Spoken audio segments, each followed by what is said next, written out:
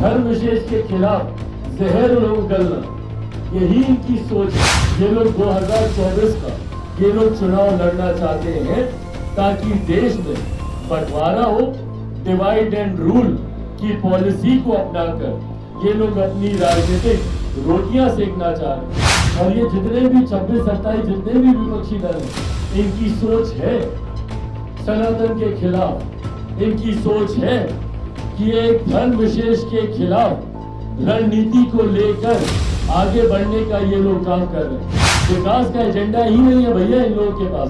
पूछे इन विपक्षी दलों से कि क्या नीति है आपकी।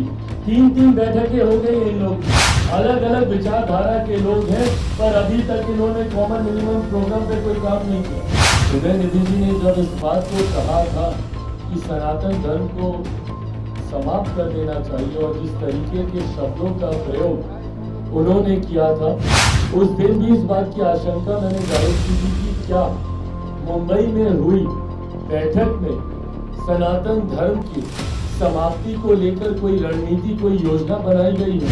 क्या वहां पर ऐसी कोई चर्चा हुई है जिसके तुरंत बाद ये बयान सामने आया?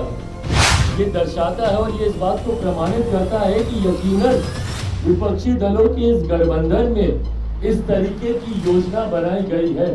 तमिलनाडु के मंत्री ने सनातन धर्म पर फिर से विवादित बयान किया है। एक मोदी ने कहा है कि इंडिया गठबंधन का अलायंस हुआ है सनातन धर्म के सिद्धांतों के खिलाफ लड़ाई करने के। हम सभी दल तैयार हैं सनातन धर्म के खिलाफ लड़ने के। बिल्कुल सही बात बोल रहे हैं वो, और इस बात की आशंका तो मैंने पहले ही जाहिर की थी।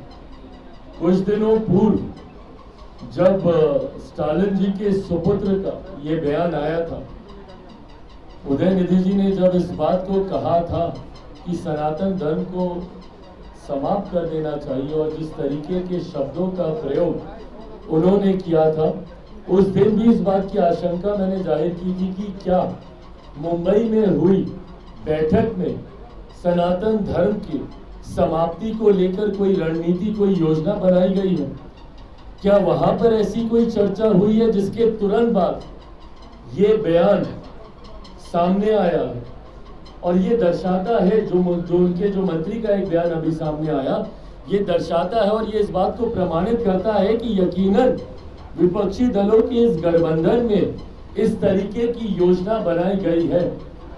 और इस योजना का लोक जनशक्ति पार्टी रामविलास पूरी तरीके से निंदा करती है। हम लोग बार बार इस बात के पक्षधर रहे हैं कि भारतीय राजनीति में चर्चा सिर्फ और सिर्फ विकास को लेकर होनी चाहिए। भारतीय राजनीति में कहीं से भी किसी भी जाति, किसी भी धर्म या किसी की भी आस्था को लेकर चर्चा की गुंजाइश ही नहीं है। किसकी आस्था किस धर्म में है, कौन किस धर्म का पालन करता है, किस धर्म का पालन नहीं करता है, ये पूर्णता उस व्यक्ति विशेष का अधिकार है। ऐसे में किसी दूसरे का अधिकार नहीं बनता कि वो किसी के भी धर्म के बारे में किसी भी तरीके की कोई भी टिप्पणी करे। पर आज की तारीख में कहीं ना कहीं ये फैशन बन गया है, और इस फैशन के जनक हमारे प्रदेश में भी रहे भैया, जो रामचरितमानस को गाली देंगे। जिस विभाग की जिम्मेदारी है उस विभाग का भंटाधार वो लोग करेंगे। उस विभाग से जुड़ी हुई किसी भी विकास की योजना को वो धरातल पर नहीं उतारेंगे, पर ऐसी ऐसी योजनाएं उस विभाग से जुड़ी हुई लाएंगे जहां पे एक धर्म विशेष की भावनाओं का के साथ आप खिलवाड़ करेंगे। छुट्टियां भी अगर आप लाएंगे तो उसी धर्म विशेष से जुड़ी हुई लाएंगे, उसी धर्म विशेष के ग्रंथ को आप गाली देने का आप काम करेंगे।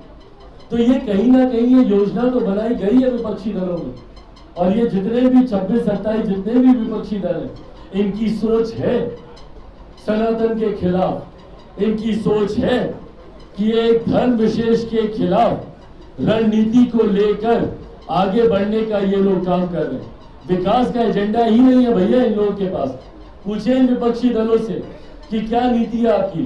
3 बैठकें हो गई इन लोगों की, अलग अलग विचारधारा के लोग हैं, पर अभी तक इन्होंने कॉमन मिनिमम प्रोग्राम पे कोई काम नहीं किया। साझा न्यूनतम कार्यक्रम पे इनकी कोई चर्चा ही नहीं हुई, और ये सारे अलग अलग विचारधारा के लोग एक साथ आए। अलग अपने अपने राज्यों में एक दूसरे के खून के प्यासे हैं ये लोग। जहां पे लेफ्ट और ममता बनर्जी जी की पार्टी एक साथ आती है, उसमें कांग्रेस एक साथ आती है, मायावती जी, खैर मायावती जी तो खैर अब इनसे दूरी वो बना रही है, आपके समाजवादी पार्टी, ये तमाम ऐसे अलग अलग दल हैं जो एक साथ आने का प्रयास कर रहे हैं, जिनकी विचारधारा एक दूसरे के पूर्णतः खिलाफ रही है। तो ऐसे में जब सबसे पहले इनको कॉमन मिनिमम प्रोग्राम पे चर्चा करनी चाहिए थी, तो ये लोग धर्म पे चर्चा करें, क्योंकि इसके अलावा इनके पास कोई एजेंडा ही नहीं है।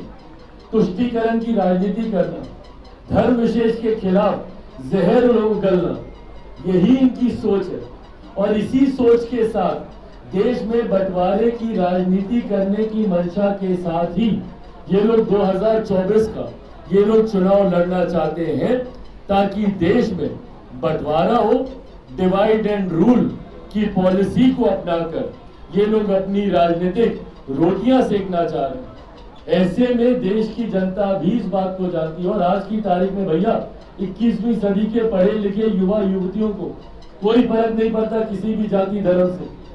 ना देश का युवा आज की तारीख में जातियों को मानता है, ना उसको किसी धर्म की पड़ी, उसको अपनी बेहतर शिक्षा, अपने बेहतर रोजगार की चिंता है।